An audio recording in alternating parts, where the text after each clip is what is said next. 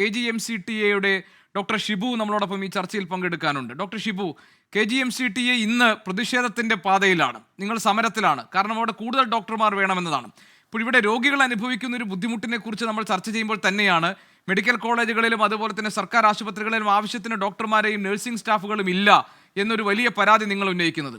ഇത് ഈ സന്ദർഭത്തിൽ ഉന്നയിക്കേണ്ട ഒരു പ്രശ്നമായിട്ട് നിങ്ങൾക്ക് തോന്നാൻ കാരണം എന്താണ്?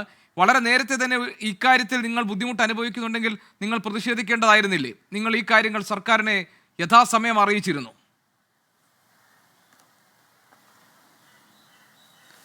ഒന്നാമത്തെ കാര്യം, ഡോക്ടർമാരുടെ കുറവ് മാത്രമല്ല നമ്മുടെ ഡിമാൻഡ്. നമ്മൾ ഈ കാര്യങ്ങൾ കുറച്ച് ഡിമാൻഡ്സ് അധികമുണ്ട്.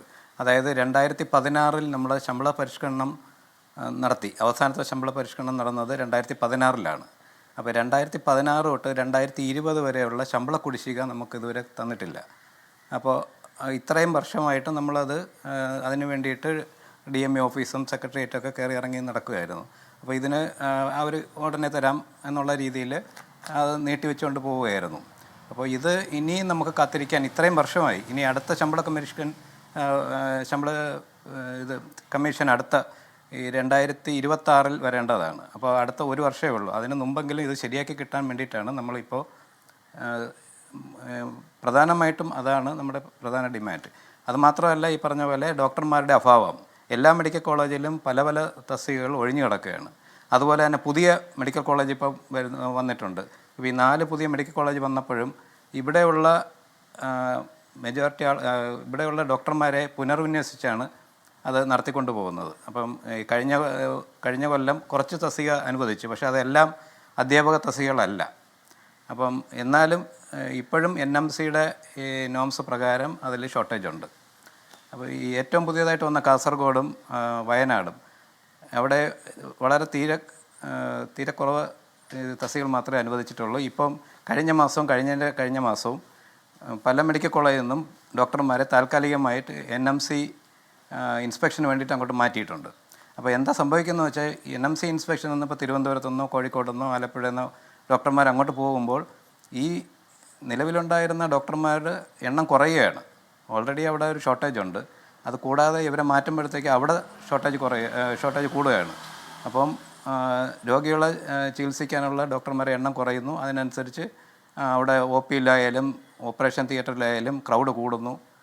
ഇതെല്ലാം ഡോക്ടർ ഷിബു, ഞാൻ താങ്കളുടെ കാര്യം ചോദിക്കട്ടെ. ഇപ്പോൾ സാധാരണ നിലയിൽ നമുക്ക് ഇതുവരെ നമ്മൾ ഒരു ഘട്ടത്തിൽ ഒരുപാട് ചർച്ച ചെയ്തിരുന്നത് ഡോക്ടർമാർക്ക് നേരെ രോഗികളുടെ ഭാഗത്തുനിന്നുണ്ടാകുന്ന അസഹിഷ്ണുതയും അല്ലെങ്കിൽ അവരുടെ ബന്ധുക്കളുടെ ഭാഗത്തുനിന്നുണ്ടാകുന്ന മോശം സമീപനം, പെരുമാറ്റം, ആക്രമണോത്സുകത ഇതൊക്കെയായിരുന്നു. ഇപ്പോൾ ഡോക്ടർമാർ മറ്റൊരു തരത്തിൽ നിയമപരമായി പരിരക്ഷയുള്ളവരാണ്. കാരണം ഒരു ചികിത്സാ പിഴവ് സംശയിക്കുന്ന സന്ദർഭത്തിലോ ഏതെങ്കിലും തരത്തിലൊരു ഡോക്ടറുടെ അലംഭാവമുണ്ട് എന്ന് രോഗികളുടെ ബന്ധുക്കൾക്ക് ആരോപണമോ കുറ്റപ്പെടുത്തലോ ഒക്കെ ഉണ്ടാകുമ്പോഴോ കയ്യും കെട്ടി നോക്കിയിരിക്കാൻ മാത്രമേ അവർക്ക് കഴിയൂ. ഒന്ന് ക്ഷുഭിതമായി സംസാരിക്കാൻ പോലും അവർക്ക് കഴിയില്ല. കാരണം ആ അവകാശമൊക്കെ അവരിൽ നിന്ന് എടുത്തു മാറ്റപ്പെട്ടു നിയമം മൂലം.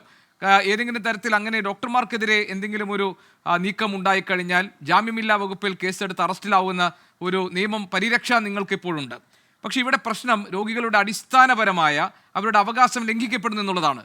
ഒരു സർക്കാർ ആശുപത്രി, ഒരു സർക്കാർ ആതുരാലയം, അവിടെ സാധാരണക്കാരായ ആളുകൾ എത്തുന്നത് ഏറ്റവും മികച്ച ചികിത്സ ഏറ്റവും ചുരുങ്ങിയ ചെലവിൽ അവർക്ക് ലഭിക്കാൻ വേണ്ടിയാണ്. അത് സർക്കാരിൻ്റെ ഉത്തരവാദിത്തമാണ് അത് ഇവിടുത്തെ സാധാരണക്കാർക്ക് ഉറപ്പുവരുത്തുക എന്നത്. അതിൽ കുഴപ്പങ്ങൾ ഉണ്ടാകുമ്പോൾ അതിൻ്റെ കാര്യകാരണങ്ങൾ പരിശോധിക്കപ്പെടേണ്ടുന്ന ഈ സന്ദർഭത്തിൽ നിങ്ങൾ ഇപ്പോൾ സമരരംഗത്ത് ഇറങ്ങിയത് എന്തുകൊണ്ടാണ്?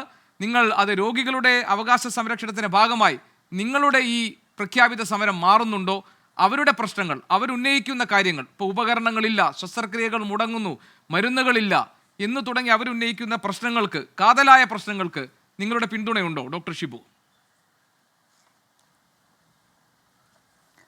ഗോപികൃഷ്ണൻ ആദ്യം പറഞ്ഞ കാര്യം ഞാനൊന്ന് പറയട്ടെ. അതായത് ഹോസ്പിറ്റൽ പ്രൊട്ടക്ഷൻ ആക്ട് എന്ന് പറഞ്ഞാൽ രോഗികളുടെ അവകാശങ്ങളെ ഒരു തരത്തിലും ഹനിക്കുന്നില്ല. അവരെ നിയമം കയ്യിലെടുക്കാൻ അനുവദിക്കുന്നില്ല എന്ന് മാത്രമേ ഉള്ളൂ. അവർക്ക് എന്തെങ്കിലും പരാതി ഉണ്ടെങ്കിൽ അത് പോലീസ് സ്റ്റേഷനിലോ അല്ലെങ്കിൽ സൂപ്രണ്ട് മുഖേനയോ അവർക്ക് ഫോർവേഡ് ചെയ്യാം. അതിനനുസരിച്ചുള്ള ആക്ഷൻ എടുക്കുന്നതായിരിക്കും. പക്ഷേ നമ്മൾ നിയമം കയ്യിലെടുക്കാൻ പാടില്ല. അതുമാത്രമാണ് അതിൽ ഹോസ്പിറ്റൽ പ്രൊട്ടക്ഷൻ ആക്ട്. നിയമം കയ്യിലെടുക്കുന്നവർക്ക് നല്ല ശിക്ഷ കിട്ടും. അതാണ് അതിൽ കാതൽ. പിന്നെ രണ്ടാമത്തെ കാര്യം, ഈ സമരം ഇപ്പം തുടങ്ങാനുള്ള കാര്യം അതിൻ്റെ ആമുഖമായിട്ട് ഞാൻ പറഞ്ഞായിരുന്നു 2 കാര്യങ്ങളുണ്ട്. ഈ ഒന്ന് ഡോക്ടർമാരുടെ അഭാവം, കുറവ്. രണ്ടാമത്തത് നമ്മുടെ ശമ്പള പരിഷ്കരണത്തിലെ പ്രശ്നങ്ങൾ. അതുപോലെ എൻട്രി കേഡറിൽ കയറുന്നവർക്ക് ഈ 2016 ഈ ശമ്പള കമ്മീഷൻ വെച്ച് നേരത്തെ കയറിയവരെക്കാളും പൈസ കുറവാണ്. അപ്പോൾ അതുകൊണ്ട് നമ്മൾ ഇപ്പം PSC വിളിച്ചാൽ പോലും പുതിയതായിട്ട് റിക്രൂട്ട്മെൻറ്റ് നടക്കാതിരിക്കും. കാരണം ആൾക്കാർക്ക് വലിയ താല്പര്യമില്ല, പൈസ കുറവാണ്. അവർ കയറുന്നവർ എൻട്രി കേഡറിൽ കയറുമ്പോഴത്തേക്ക് വളരെ ശമ്പളം കുറവാണ്. ഇപ്പോൾ പ്രൈവറ്റ് ഹോസ്പിറ്റലിൽ പോവുകയാണെങ്കിൽ വളരെ നല്ല ശമ്പളം കിട്ടും. അപ്പോൾ ആരും വളരെ കുറച്ച് പേര് മാത്രമേ അങ്ങനെ ഗവൺമെൻറ് സർവീസിലോട്ട് വരുള്ളൂ. അതുമാത്രമല്ല, ചില ഡിപ്പാർട്ട്മെൻറ്റിൽ ഇപ്പോൾ PSC അപ്പോയിൻമെൻറ്റ് നടക്കുന്നില്ല, ഒരു കേസ് നടക്കുന്ന കാരണം അത് നടക്കുന്നില്ല. അതുകൂടാതെ പിന്നെ ഡോക്ടർമാരുടെ എണ്ണം കുറവാണ്, അതിനനുസരിച്ച് നമ്മുടെ ജോലിഭാരം വർദ്ധിക്കുകയാണ്.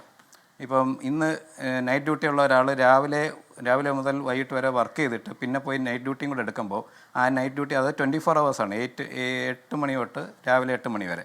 അപ്പോൾ അയാൾക്ക് എത്രത്തോളം മനസ്സാന്നിധ്യത്തോടെ വർക്ക് ചെയ്യാൻ കഴിയും, അത് നമ്മൾ ആലോചിക്കണം. അപ്പോൾ അങ്ങനെ ആകെ മൊത്തം ക്ഷീണിച്ചിരിക്കുന്ന ഒരു ഡോക്ടറുടെ മുന്നിലേക്കാണ് ഒരു രോഗി വരുന്നത്. അത് ആ കാര്യങ്ങൾ നോക്കണം. അപ്പോൾ ശരിക്കും ഡോക്ടർമാരുണ്ടെങ്കിൽ എല്ലാവരെയും നേരെ ചൊവ്വേ ചികിത്സിക്കാൻ പറ്റും. ഇതുപോലുള്ള താങ്കൾ പറഞ്ഞത് മനസ്സിലായി. 2 കാര്യങ്ങളിൽ താങ്കൾക്ക് തെറ്റിദ്ധാരണ ഉണ്ടെങ്കിൽ താങ്കൾ ദയവായി മാറ്റണം. ഈ ചർച്ചയിൽ ഞാൻ ഉദ്ദേശിച്ചത് ഈ നിയമം കയ്യിലെടുക്കാൻ ഡോക്ടർമാർക്കെതിരെ എന്നല്ല, ഈ രാജ്യത്തെ ഒരു പൗരനും അവകാശമില്ല. അത് ഡോക്ടർമാർക്കെതിരെ എന്നല്ല, സാധാരണ പൗരന്മാർക്കെതിരെയാണെങ്കിലും നിയമം കയ്യിലെടുക്കാനുള്ള അവകാശം നമുക്ക് ആർക്കുമില്ല. ഡോക്ടർ എന്ന നിലയിൽ താങ്കൾക്കുമില്ല, ഈ പൗരന്മാരെന്ന നമുക്ക് ആർക്കുമില്ല. അപ്പോൾ അതുകൊണ്ട് അത് പ്രത്യേകമായി പരിരക്ഷിക്കപ്പെടേണ്ട ഒന്നാണെന്ന് എനിക്ക് തോന്നുന്നില്ല. പോട്ടെ, ഏതായാലും രണ്ടാമത്തെ കാര്യം താങ്കൾ പറഞ്ഞത് ഈ ഡോക്ടർമാരുടെ അഭാവം. ഉറപ്പായും ഡോക്ടർ ഷിബു, അതിൽ ഞാൻ താങ്കളുടെ ആവശ്യം അല്ലെങ്കിൽ താങ്കളുടെ സംഘടനയുടെ ആവശ്യത്തിനോടൊപ്പം തന്നെയാണ്. മതിയായ ഡോക്ടർമാർ വേണം, മതിയായ നഴ്സിംഗ് സ്റ്റാഫ് വേണം. അതുപോലെ തന്നെ ഈ ആതുര സേവന രംഗത്ത് എവിടെയൊക്കെയാണോ കുറവുകൾ ഉണ്ടായിട്ടുള്ളത് അതൊക്കെ പരിഹരിക്കപ്പെടണം. പിന്നെ നിങ്ങളുടെ കുടിശ്ശിക സംബന്ധിച്ച കാര്യങ്ങൾ, നിങ്ങൾ അത്യധ്വാനം ചെയ്യുന്ന ആളുകളാണ്, ആളുകളുടെ ജീവൻ രക്ഷയ്ക്ക് വേണ്ടി നിൽക്കുന്നവരാണ്. ഉറപ്പായും നിങ്ങളുടെ അത്തരം കാര്യങ്ങളൊക്കെ തന്നെ പരിഹരിക്കപ്പെടണം, നിങ്ങളുടെ അവകാശങ്ങൾ സംരക്ഷിക്കപ്പെടണം. അതിലും എനിക്ക് രണ്ടാമത് ഒരു അഭിപ്രായമില്ല, തർക്കവുമില്ല. പക്ഷേ പ്രശ്നം ഡോക്ടർ, ഈ സ്വകാര്യ ആശുപത്രികളിൽ പോകുമ്പോൾ ഉണ്ടാകുന്ന ഡോക്ടർമാരുടെ സമീപനമല്ല ഒരു സർക്കാർ ആശുപത്രി. എല്ലാവരും അല്ല കേട്ടോ ഞാൻ പറയുന്നത്, കുറച്ചു പേരുടെയെങ്കിലും. 2, ഇതേ ഡോക്ടറെ സർക്കാർ ആശുപത്രിയിൽ വെച്ച് കാണുമ്പോൾ എന്ന പോലെയല്ല അദ്ദേഹത്തിന് വീട്ടിൽ ചെന്ന് കാണുമ്പോൾ എന്ന് അനുഭവം കൊണ്ട് പറയുന്നവരുണ്ട്. അപ്പോൾ ഈ കാര്യങ്ങളൊക്കെ കേരളത്തിൻ്റെ പൊതുസമൂഹത്തിലെ അനുഭവ സാക്ഷ്യങ്ങളായി പല രോഗികളും, നിർധനരായ രോഗികളും അവരുടെ ബന്ധുക്കളും ഒക്കെ പറഞ്ഞിട്ടുണ്ട്. അങ്ങനെയൊക്കെയുള്ള സാഹചര്യം ഉണ്ടെങ്കിൽ നമ്മുടെ നാട്ടിൽ അത് മാറ്റണം. കർശനമായ നിയമം മൂലമാണെങ്കിൽ അങ്ങനെ, നടപടികൾ കൊണ്ടാണെങ്കിൽ അങ്ങനെ. അത്രയും ഞാൻ ഉദ്ദേശിച്ചുള്ളൂ.